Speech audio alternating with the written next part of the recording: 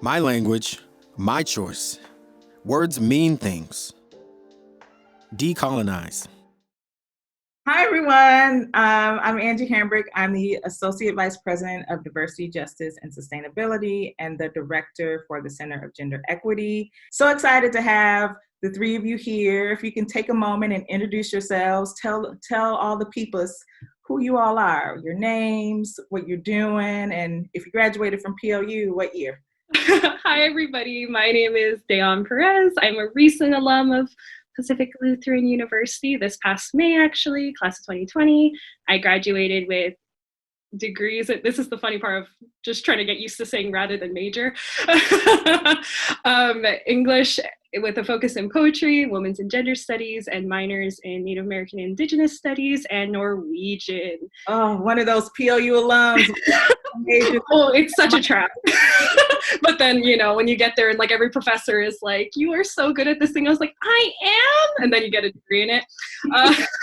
Just PLU things. But yeah, nowadays I am just taking a break before starting my master's program with the University of Hawaii at Mauna in Pacific Islander Studies. So I am trying to do that chill out thing rather than cram everything into a schedule, which is kind of helpful during this time. Aloha, everybody. My name is Troy Andrade. I'm a 2007 proud graduate of PLU.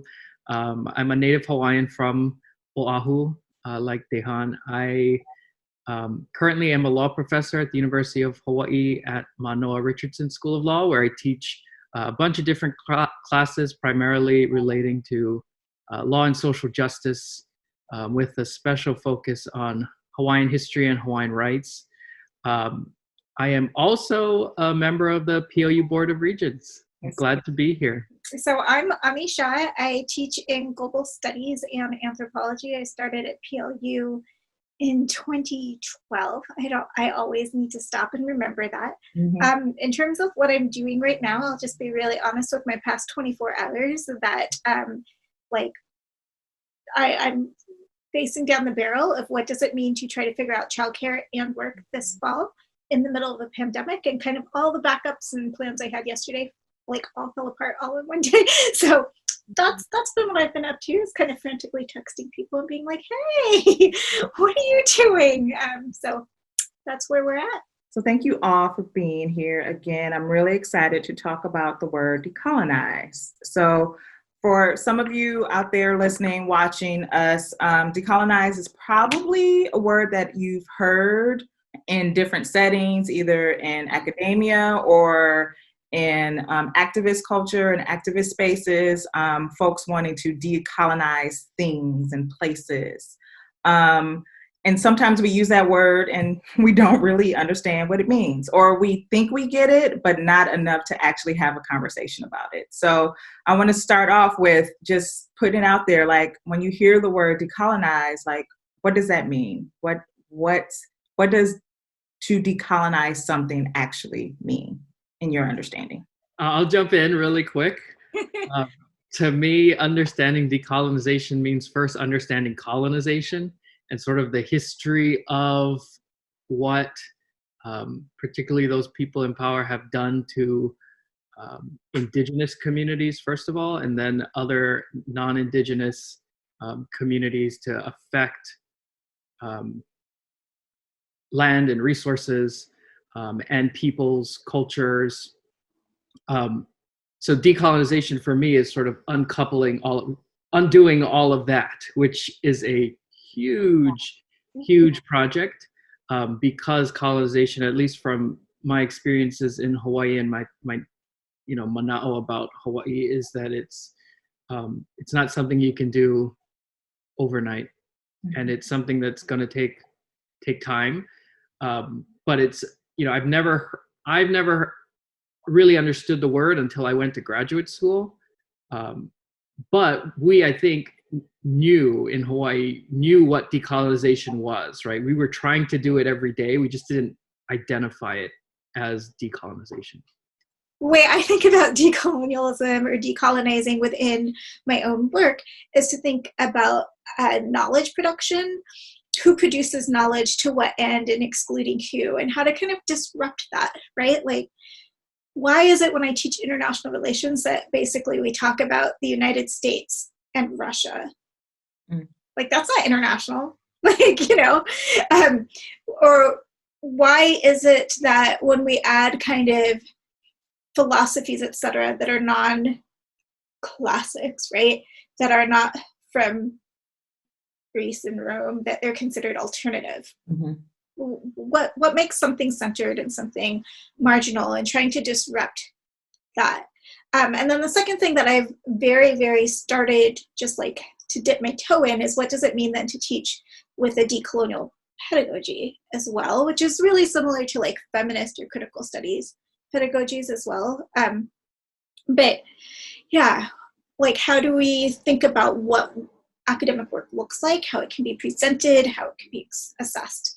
And this requires, in my mind, like a lot of decolonizing of self, right? And how I've been taught and trained, and it's been a journey, right? But yeah, sorry. So I said I could go on for a while. Those are the two ways that I work with it, and a bit of the inspiration that got me there.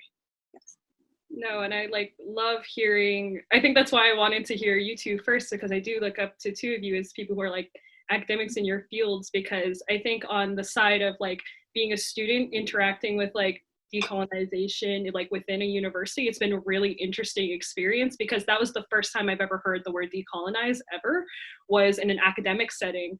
And now that I've spent some time outside of college and about to go into my master's program, I've figured out more and more like how scared I am that decolonization is going to become an academic term.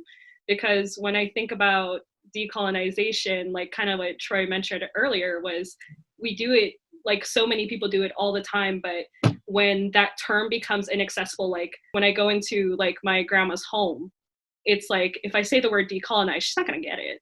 But if I say a story, you know, and that's kind of how I've been trying to restructure the way that I think about decolonization. The way that I use it is I almost use it exclusively in my scholarship, but looking at your everyday relationships and seeing how you can say it without using that term is probably the way that I've been like really challenging myself, where it's like, you can't get impatient with your parents when they're not like, you know, where it's like they haven't read Eve Tuck and Murrell's Decolonizing Feminist Practice. But what they have done is they raised you.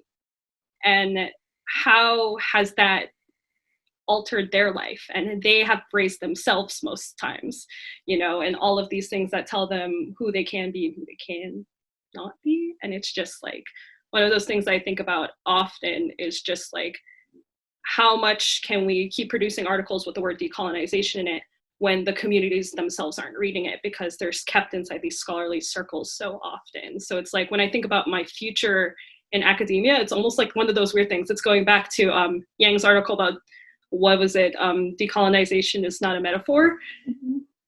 Your future in academia shouldn't, like my future in academia shouldn't be what I think is decolonization. Like, yes, my presence means a lot, but backtracking even further, academia itself is not like just doing those check boxes of like, hey, we got Indigenous studies in here, we got all these things in here. It's the actual work of like dismantling that inaccessibility, right? Like honoring Indigenous ways of knowing that have been here for eons, and actually what a lot of academia is built on, right? And so I could also go on about this forever because especially with like, I think that when I think of decolonization, the first thing that pops up is my family, because that is my demographic whenever I'm working towards decolonization. It's not these huge audiences most times. It's like looking right in my mother's eye and I'm like, do you see how incredible you are? Like, you yourself could move so well. You are constantly decolonizing yourself, but sometimes like she gets stuck in like maybe those modes of like, maybe I don't know who I am, or I can't be a smart person here because I don't have these credentials, you know? So that's what my decolonization looks like nowadays, is like back to the family. One of the things that I see is exactly what you're saying, that there's so many kind of stories in them, right? That for so many people, it's personal. It goes back. I told you the story about my mom. I also, like, you guys know these like golden chais, like the turmeric steamers that you can buy for like $6 at a fancy coffee shop.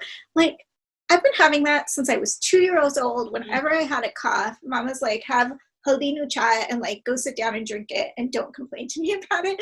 And like, so there's things like this, but also like, how does that knowledge then become usurped and capitalized on in a way that it's like chicken soup at home in the States, right?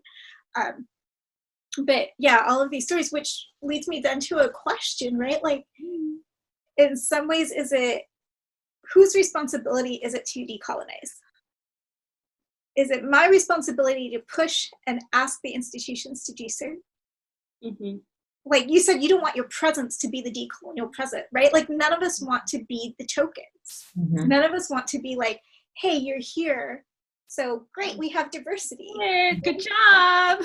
My reading list, congratulations, self. No, that's not what we're asking for. So, right, like part of it is asking actually for a mindset change amongst colonized mindsets, which sometimes include our own, right? I would say that the responsibility is really with the colonized power, but I have very little faith that they're going to, on their own, institutionalize these types of big mindset changes that need to happen. So I think, unfortunately, it has to fall on already oppressed and marginalized folks to come up and bring allies with them to essentially force these changes in mindset. And, you know, for me, something that's has been on my mind recently has been these protests, whatever you want to call it, on Mauna Kea, which is one of the most sacred mountains in Hawaiian perspective, right? I mean, it is essentially the birthplace of all of Hawaii. And, you know, for years and years and years, the government has been building these telescopes and, you know, basically ruining that very sacred space. And now they want to build another 30-meter telescope there. And there's a huge uprising last year to sort of say, you know, we're drawing the line now and say, you're not going to do this anymore. And that really did put the colonizing powers in a really awkward position that forced them to at least start to have those conversations about how we incorporate indigenous knowledge, how we incorporate and appreciate indigenous peoples of this land into government structures and government systems to sort of find that balance. And, you know, I think if this were to happen, you know, 100 years ago, it wouldn't have been able to happen. But I think because as time has changed and all of these different movements for justice have sort of sprung up, we've now gotten to a place where Native Hawaiians don't necessarily have political power, but they have a lot of political capital that has been built that they can start to use that capital to force the state and the government to make these big changes. So again, I'm long-winded too, but to get to to answer the question, I think it really is the colonizing power that has that ultimate responsibility, but really everybody has to be there to force them to make those changes. So how do you even think about decolonizing your mind as people of color? And then how do you think about decolonizing the colonizer's mind? Like that seems almost impossible. All of the kind of concepts and actions and stuff that we're talking about through this series, they're always processes, right? Like I think at the heart of them, Jem Smith and I would say this together, and you'll probably laugh, Angie, because it probably sounds like super familiar, but right, you've got to recognize your position and be constantly self-reflexive and self-critical about it, right? We can't just step up and say, I am this. No, like these are things that are always about critical self-reflection that you have to be able to engage in. I have some colleagues that I've worked with from across the country and across the world actually who are really like committed to this type of work as well. And you know, who come from colonized identities or the colonizer identities, I guess. But I mean, at the heart of it is being willing, right? They're willing to be challenged. They're willing to be uncomfortable, willing to take risks. And most people aren't, right? Most people don't want to be told that they're wrong. Like, right, these days, how much do we hear like, well, I'm not a racist? Like, people don't want to confront the systems that they're in, and what they have, etc., is built on the backs of others, right? And also, people don't want to have to change how they know the world. It's a lot, right? It's like a big mind, you know what, right? And like, yeah, it means being willing to be vulnerable. And I guess when I've been challenged on that, one of the things they've said is like, well, think about all the people who've been oppressed and are living with it, right? Think about what it took, like, after 9/11 for a brown person or a person with a turban or a person with a hijab or whatever to walk down the street, like literally to go get groceries, right? Like, if we can be that uncomfortable in our everyday life, just being out there in public, then, you know, you stopping to critically reflect over your books. Maybe that's an okay trade-off. Right. And I think like part of that too is, you know, it's that acknowledgement of history. Then how do you function that into yourself? And like, again, that vulnerability is needed, because I think most times my conversations when it comes to decolonizing my mind happen really internally, where it's like, you know, and we have this practice, and a lot of cultures have it, where it's like, we ask, when you come to a place, you ask for permission, and you also ask, who are you? That question is huge, because we're not necessarily always asking, or I'm not always necessarily asking, oh, what do you do for a living? Like kind of how we all introduced ourselves was at the start of like, what are our credentials to be here? What are the things that we've done to get up to here? Why are we here? But why are you really here? Who in your lineage brought you here? What are the goods, the memories that, you know, make your experience of your own self, your family, and hopefully your descendants so great? But also, what is the legacy that you're leaving to the next generation? It's always looking forward too. And I think that's the thing that I try to give off to people the most, is like, decolonization starts with the self. And that question really is, who are you?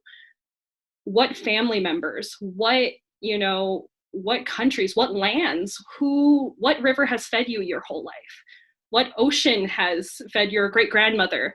You know, and those questions are really hard to find, but the intrigue should be there, because that gives you a clue onto, like, again, positionality.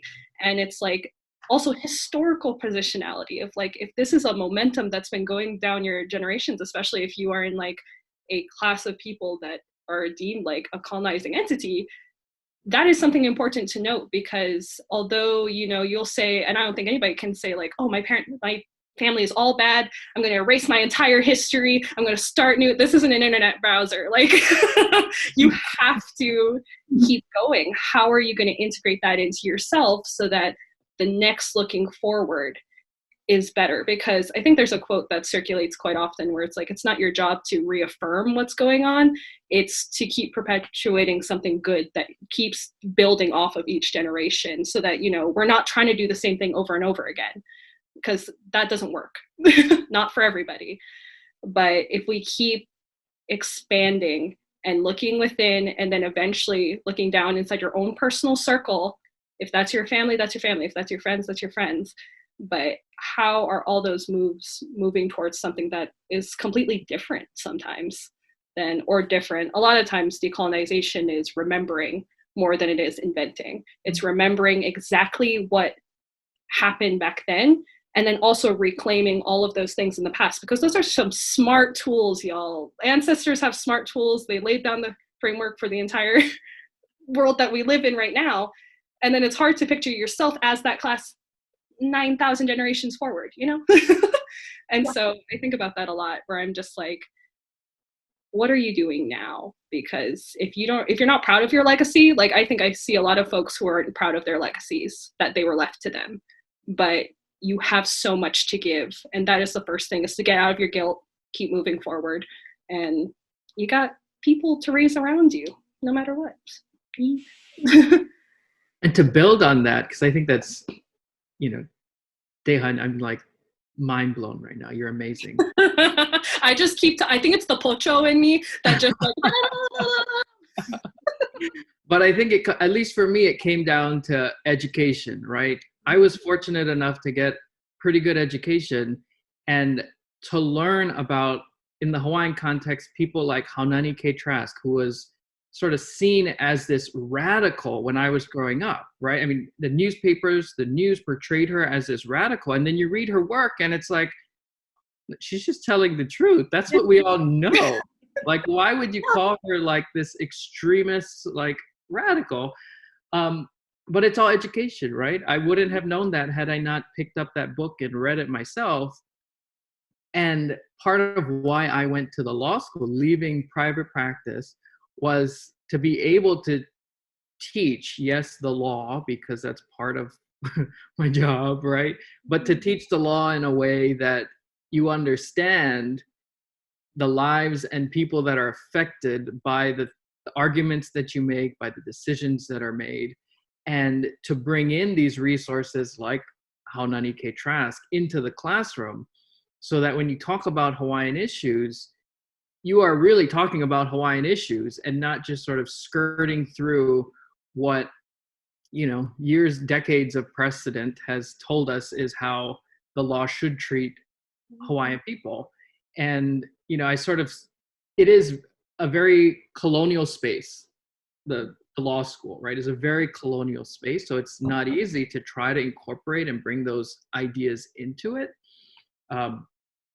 But I think I got another 40 years to make sure that that I am turning out lawyers, at least in Hawaii, that's going to be leaving the law school with a colonized understanding of the law and a decolonized understanding of the law as well. Because I really think that's what's needed, at least in Hawaii, is we need people in positions of power, like y'all said, you know, who are willing, who are open-minded to this and not going to immediately shut down, and who are willing to take that step, and who will have sort of a cohort of support with them throughout the community, right? And I'm thinking particularly the legal community, right? You will have, by the time one of my students is the governor, you will have judges and lawyers out there that are going to support what they're pushing for, right? So it's a sort of bigger long-term project, I think, but it really starts with our own selves and taking whatever roles we're in as educators, or, you know, dad or brother or, you know, son, grandson, whatever it is, and, you know, always constantly pushing out that idea of rethinking, you know, questioning the way that things have been done, and, you know, building those connections, which I think is at the heart of decolonization, that relationship.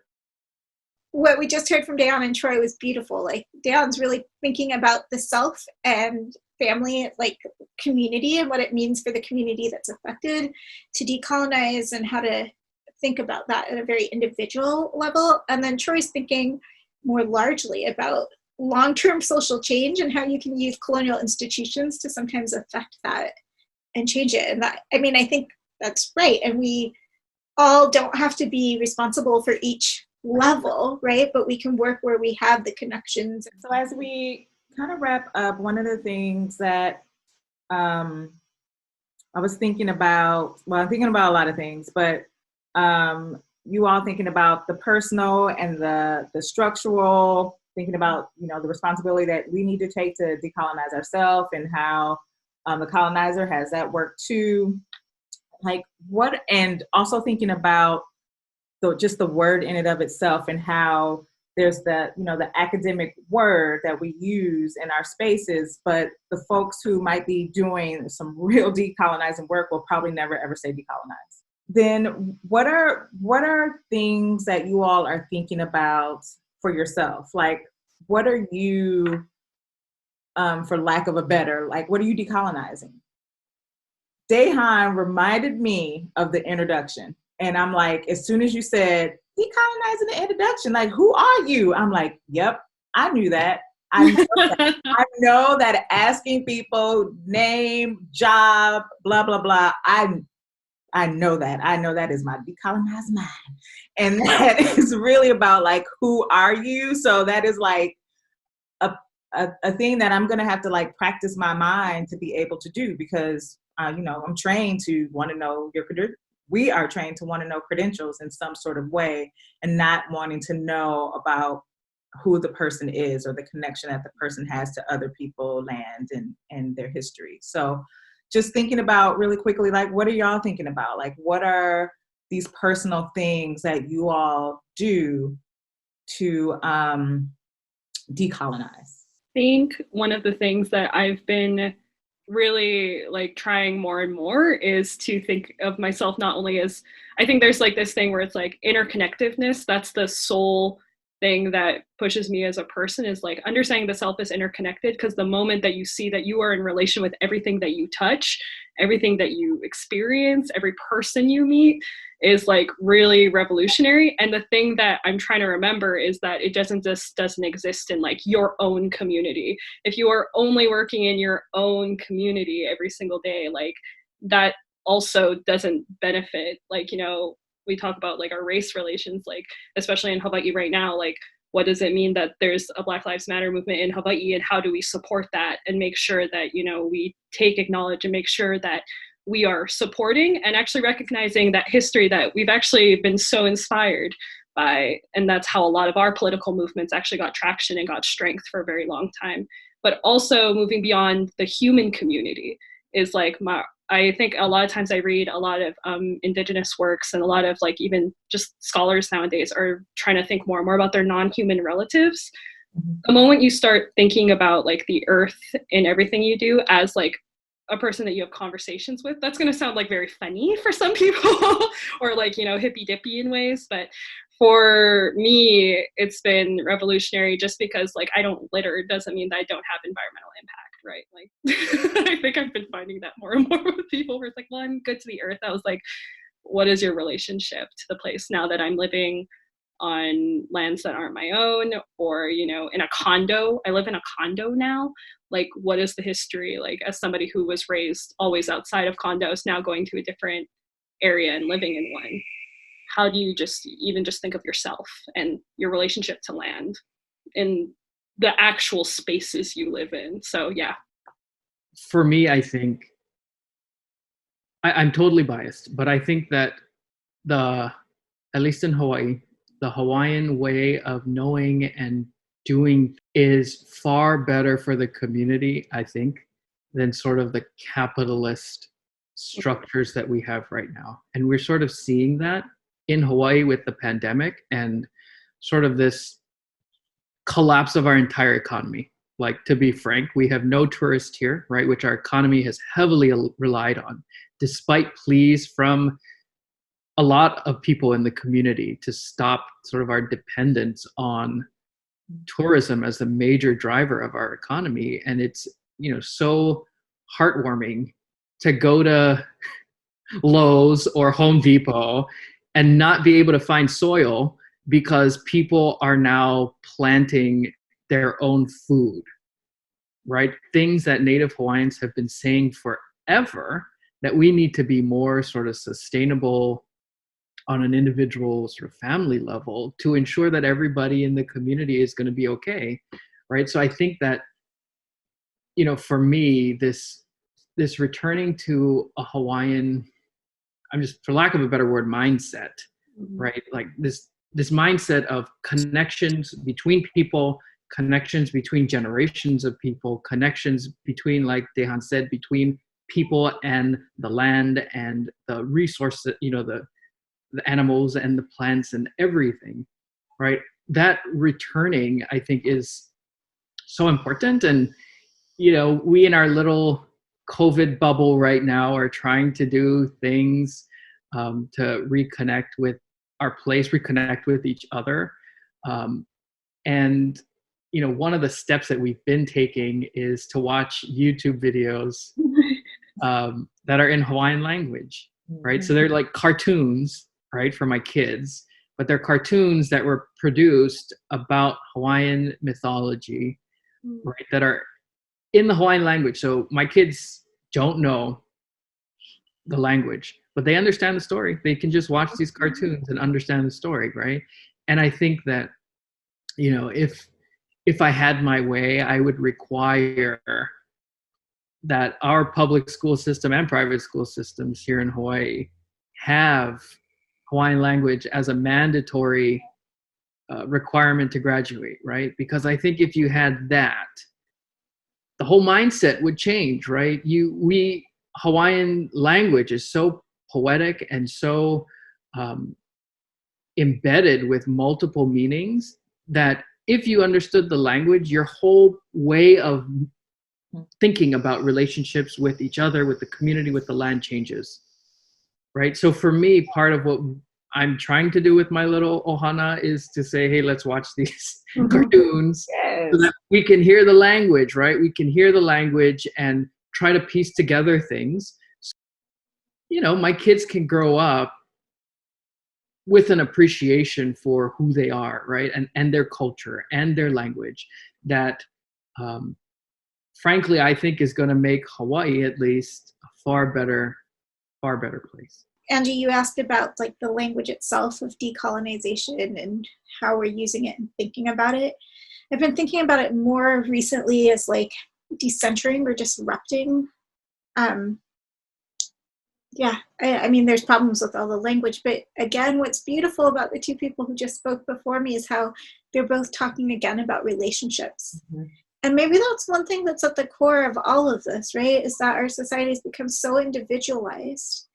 And again, this epidemic shows it, right? Like we're more concerned about whether an individual gets to experience senior prom or has to wear a mask or not or whatever than we are concerned about community well-being and community life, right? So yeah, and again, you're talking about relations at different levels, everything from families and individuals to but also recognizing that those relationships exist in a structure, right? That's around us. It's not, the relationships we engage in are not just individualized and outside of the societies that we live in and the structures that we live in. So with that said, I've talked about what I do like in the classroom, etc.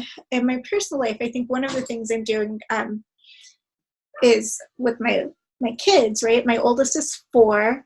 And one of the things we really try to do is just encourage curiosity and questioning, right? So encouraging a desire to know about the world, to learn about the world, to know how other people do things, eat different foods. Like we're not doing just mac and cheese every day. She would love it, but right? We're just the constant exposure and introduction to things and encouraging questioning and thinking, well, that's cool. And yeah, also that's cool. And it doesn't have to be mutually exclusive. It's a really small thing. Kids are actually really, really open. Yeah.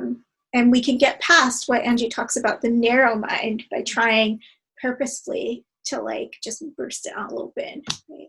This was so good. We could this group could just keep going on and on and on, and maybe they will join us for another conversation at another time to continue to kind of grapple with and understand and have counter narratives of what this word really means and how do we experience and live with this word. So shout out to all 3 of you. Thank you again so much for sharing yourselves, your expertise, and your experiences. I learned a lot, and as always, have more questions and thoughts than any answer for anything, and that's okay. So, thank you. Thank you, Angie, for organizing. Angie. Shout out to PLU alums, man. You guys rock. PLU alums are edit it out if you need to, but they are badasses, and they are super dope. You guys are inspirational. That was awesome. I didn't talk like this and know this language when even when I started grad school or finished grad school, right? It's been a journey. Yeah. I was awesome. I'm still learning. Go team. Till next time. See y'all later. Brought to you by Pacific Lutheran University and the Office of Diversity, Justice, and Sustainability. To find out more, join us at plu.edu/wordsmeanthings.